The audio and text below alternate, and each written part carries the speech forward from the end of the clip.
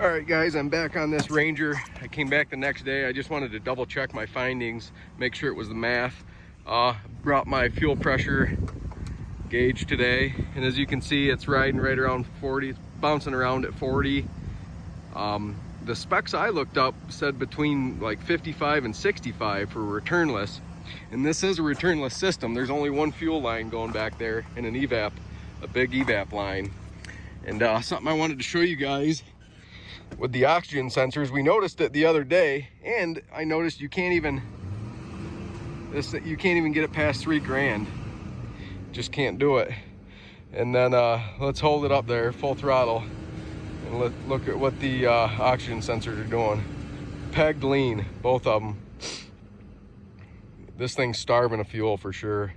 So and the fuel pressure weirdly stays right around 40 psi. So I'm assuming that the fuel pressure regulator that's built into the tank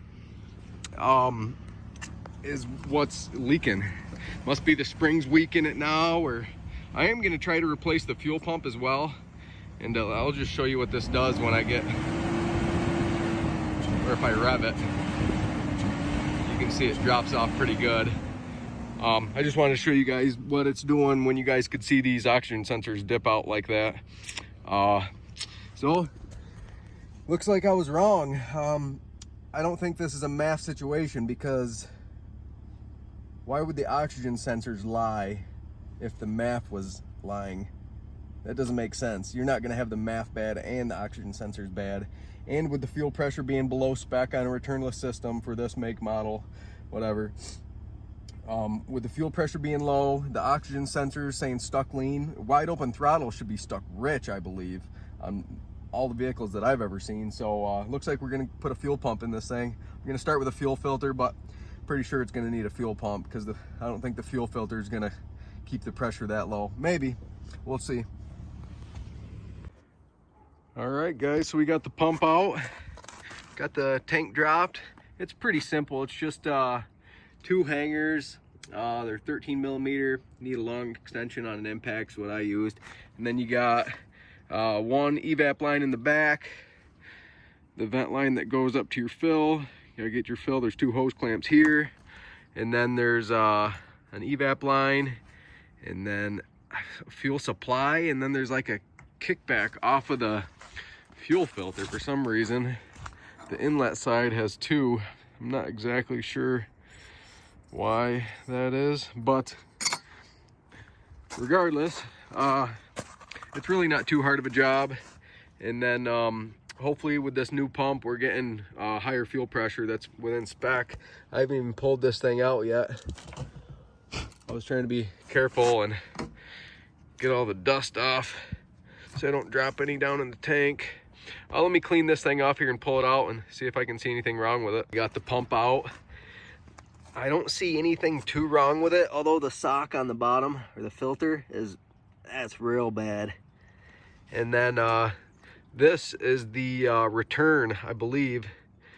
Well, it's only the return from the fuel filter, so I believe it's like an overpressure, kind of like a fuel pressure regulator, I believe, that's built into the pump itself. And he was also having his float level at certain points, he would lose. It would show completely empty, and then when he filled it up, like now, it went to full. But don't you like how every time you work on a fuel tank or anything, that the customers always fill it up to the brim? Well, so that's what we got there. See if we see anything floating around in here. It didn't look too bad. Couple little crusties I'll get out with a magnet. What do we got over there? Nope, just them little crusties there. So, but anyways, I got to get some of this fuel out of here, because that was a bee. This thing probably weighs, I don't know, 80 pounds, and trying to maneuver it with these hoses sticking off, it was a pain. So let me pump some of this fuel out of here. I'm gonna get the new fuel pump right now and go from there.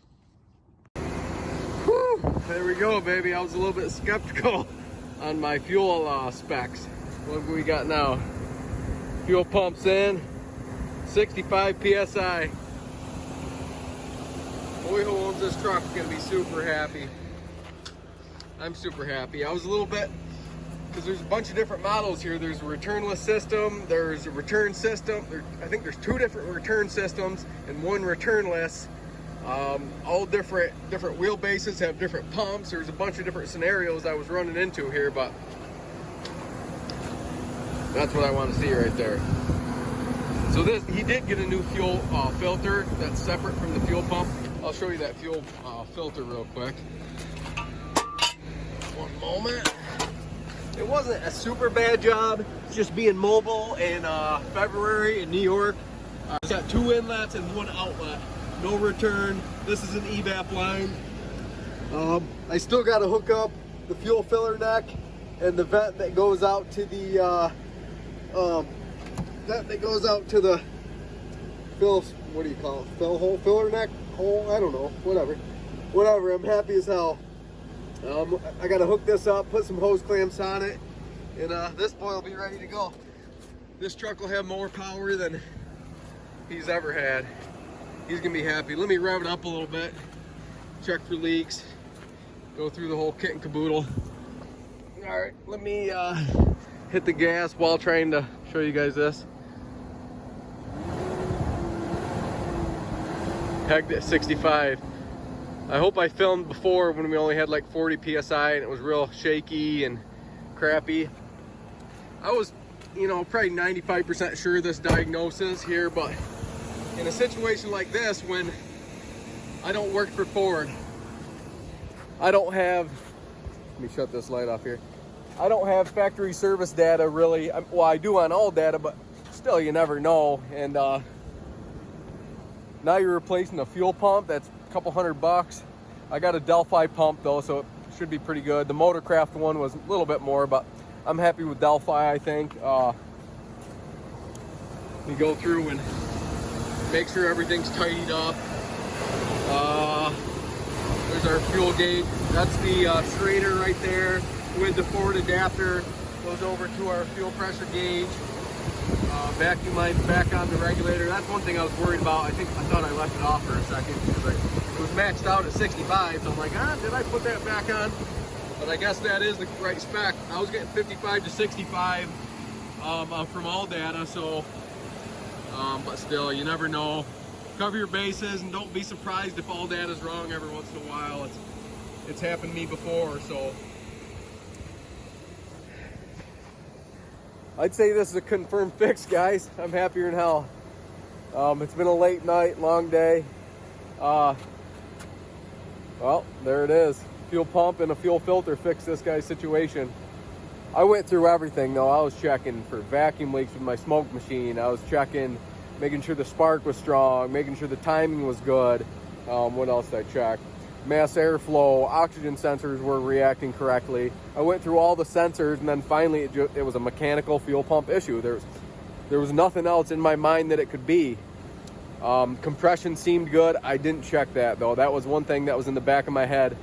Could it have low compression? But it sounded really good cranking, and it sounds healthy running, as you guys can hear. So I was pretty confident it was the fuel pump. And then when we hit the gas and we saw the pressure drop in, the pressure was lower than all data was telling me. So tell me what I did wrong down in the comments, something you guys would have done differently. And subscribe, turn on notifications, and check out all the new videos that I'm coming out with. I work all the time. I don't film every one, but I try to film most of them. Hopefully this video is going to turn out all right in the edits. Thanks for watching Automotivated, guys. Until next time.